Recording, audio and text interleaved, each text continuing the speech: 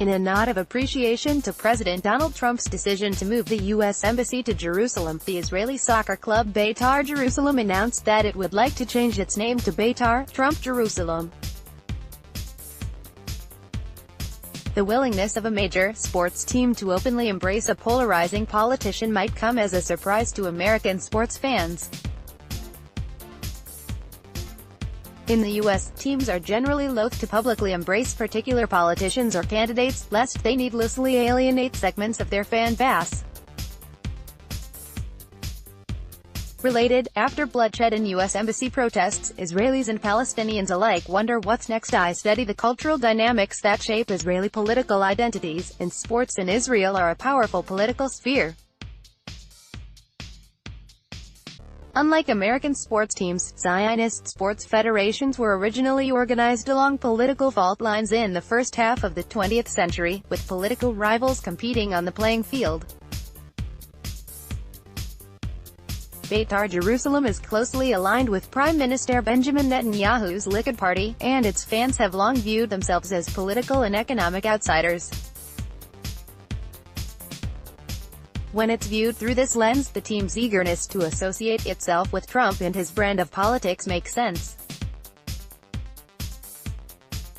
The Team of Israel's Forgotten Jews. In 1923, the Beitar movement was founded in Latvia. A revisionist Zionist youth movement, it differed from mainstream Zionism in a few key ways. It promoted a more aggressive expansionism, seeking to establish a Jewish state on both sides of the Jordan River. It assumed a belligerent posture toward the British government in Palestine, and, eventually, it adopted anti-socialist views. Related, Trump-Netanyahu take evangelical support to a new level. In 1936, David Horn, who chaired the local Beitar branch in Jerusalem, recruited some revisionist activists to establish the Beitar Jerusalem soccer club. Many of them belonged to the Irgun, an underground militia that launched attacks against Arab and, later, British targets. In the 1940s, because of some players' affiliation with underground militias, British authorities expelled them. After the State of Israel was established in 1948, Beitar's image as a bastion of opposition only hardened. In Israel's early years, the Socialist Mapai Party was the country's most powerful political party.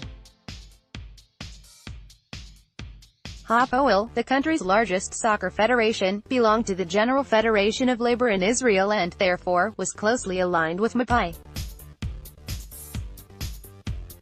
Beitar Jerusalem, on the other hand, tended to attract outsiders and the oppressed as fans. Related, as Israel turns 70, many young American Jews turn away during the 1950s and 1960s. Jerusalem absorbed many of the Jews who emigrated en masse from Arab and Muslim countries, people who, in Israel today, are called Mizrahim. These immigrants, especially those from northern Africa, often found themselves looked down upon, discriminated against, and relegated to the bottom of the socio-economic ladder and the margins of the political system. Those who didn't belong to the ruling Mapai party suffered from additional discrimination in employment and housing. In those years, Beitar attracted the sympathy of many Mizrahim, and the team's circle of fans evolved into a kind of political and cultural opposition. Politically, the team continued to be identified with the right-wing Harrod party that was populist, anti-socialist and committed to territorial expansionism. Its bleachers, meanwhile, boomed with songs and slogans borrowed and adapted from old Sephardi Jewish religious tunes.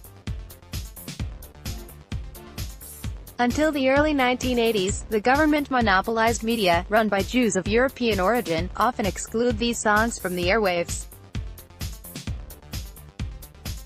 Success on the pitch, and at the ballot box. Over time, Beitar transformed from a team with a local following to one with a large national fan base. Its close ties to Likud leaders probably helped build its following in winning the State Cup tournaments in 1976 and 1979, just around the time Likud seized power in 1977, caused the team's popularity to explode. Throughout the 1980s, the overlapping affiliations of Likud, the Mizrahi people and the Beitar soccer team crystallized. Beitar Jerusalem's successes during the 1980s and 1990s, 3 championships and 3 state cups, made the team popular among a wider circle of fans, which included even some Arab citizens. However, the team remained especially popular among the people who were once called the Second Israel, the lower-class Mizrahim. While Beitar's right-wing leanings are nothing new, since the 1990s a new vocal segment of its fan base have expressed anti-Arab attitudes. Beitar remains the only professional soccer team in Israel to have never signed an Arab player. The fan organization La Familia, established in 2005, has close ties with the country's far-right politicians and it openly identifies with the outlawed Kutch movement, which seeks to install a theocracy and expel all Arabs from Israel in the territories it occupied in 1967. The front office has made some attempts to bring Arab players on board, only to be rebuffed by their fans. Today, some hardcore fans consider anti-Arabism inherent to the identity of the club. The repertoire of slogans and chants includes some rather profane anti-Arab and anti-Muslim messages.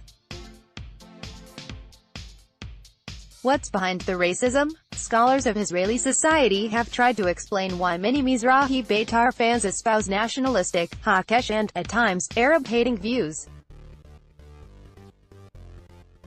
Some point out that the Mizrahim are in competition with Arabs over the same low-paying jobs.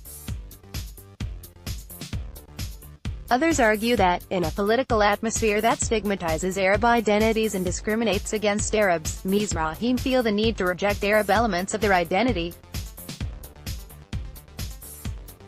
At the same time, there are other soccer clubs, like Israel's champion Hapoel Beersheva and Bnei Yehuda, that have a big Mizrahi fan base. These teams signed Arab players, and their Mizrahi fans didn't organize to prevent their inclusion. So what's going on with Beitar Jerusalem? Since 1967, when Israel occupied East Jerusalem and annexed it against the will of its Arab residents, the city has been a hotbed of political extremism and violence. This political atmosphere interacts with Mizrahi fans' feelings of marginalization. Together, they can lead to hostile attitudes toward Arabs. There are obvious parallels between Beitar Jerusalem's fan base and the supporters of Donald Trump who feel politically and culturally marginalized, or, as Trump describes them, the country's forgotten men and women. In this context, the team name change makes sense. It's unlikely, however, that it will be officially implemented. First, it contradicts the bylaws of the Israel Football Association, which states that teams can only be named after dead people. Second, many Beitar Jerusalem fans are vocally opposing the proposed name change on social media. Trump, as an ally of Netanyahu, is very popular among these fans. But the team name has remained the same for all 82 years of the club's existence. In their view, tradition trumps political expediency. Tamir Zork, professor of sociology, University of Florida. This article was originally published on The Conversation. Read the original article.